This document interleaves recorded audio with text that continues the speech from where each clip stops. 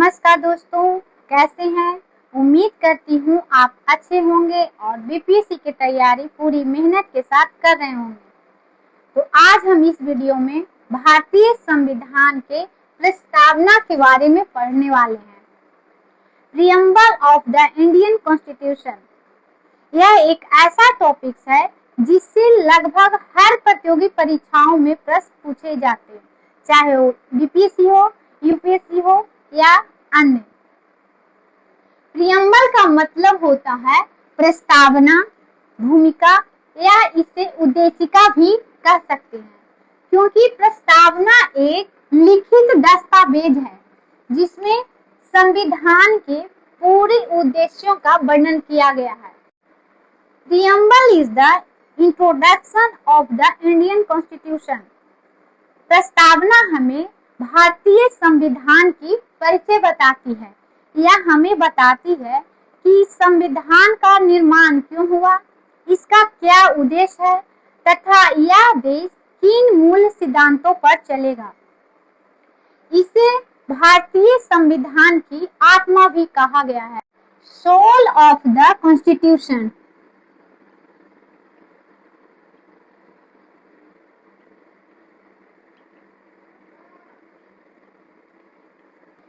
Soul of the Indian constitution.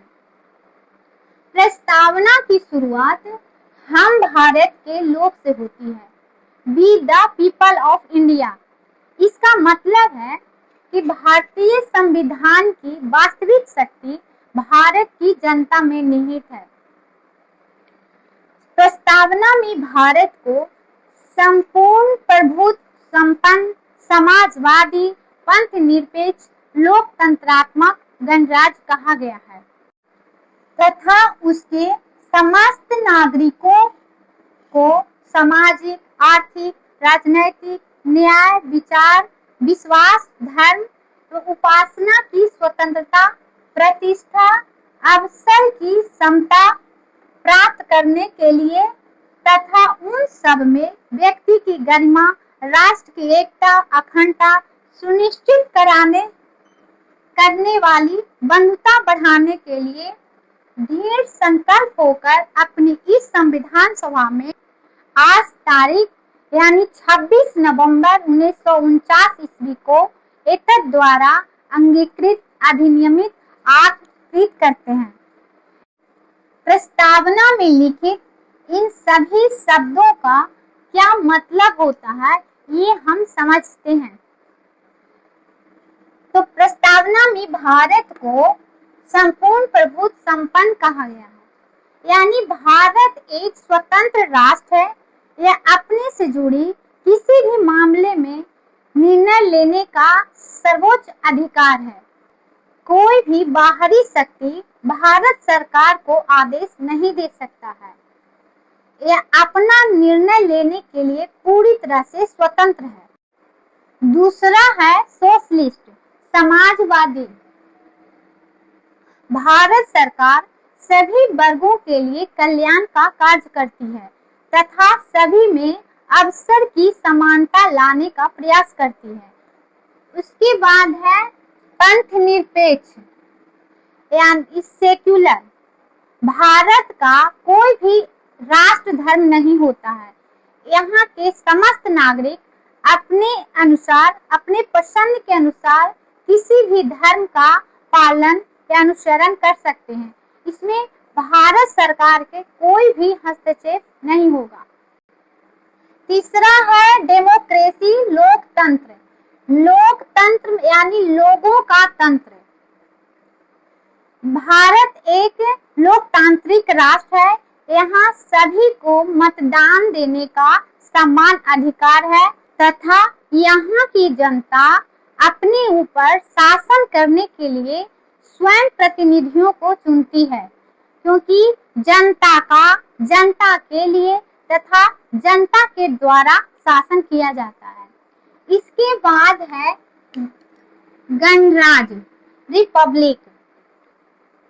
Bharat के प्रमुख व्यक्ति का चुनाव भारत की जनता के द्वारा चुने गए प्रतिनिधियों के माध्यम से ही होता है, ना कि कोई वंशानुगत।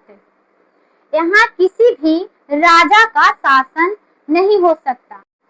इस पूरी प्रस्तावना का मुख्य उद्देश्य है न्याय, समानता, स्वतंत्रता एवं बंधुत्व।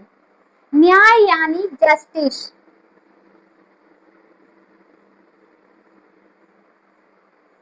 भारत सभी नागरिकों के साथ सामाजिक, आर्थिक, राजनैतिक तथा उसके साथ जाति, धर्म, लिंग के आधार पर कोई भी भेदभाव नहीं करेगा।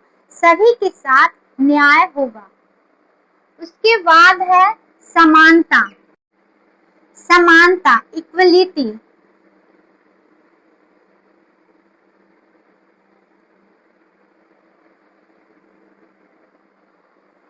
यहाँ सभी धर्मों का सम्मान किया जाता है, चाहे वो किसी भी धर्म का हो।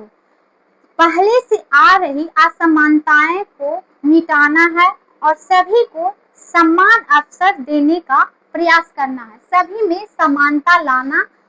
उसके बाद है स्वतंत्रता यानी लिबर्टी।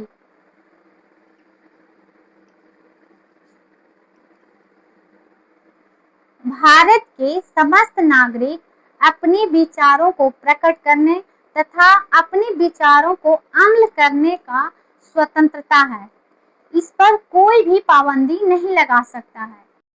अंतिम है फर्टर्निटी, बंधुत्व।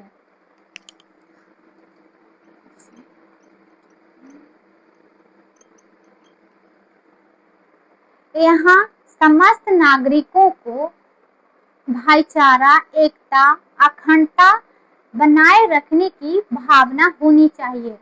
सभी को आपस में मिलजुल कर रहना तथा सभी को मिलकर देश के उत्थान में सहयोग करना चाहिए। तो ये था पूरी भारतीय संविधान की प्रस्तावना। तो अगर ये वीडियो आपको अच्छा लगा हो तो मेरे चैनल को सब्सक्राइब करें, लाइक करें एवं शेयर करें।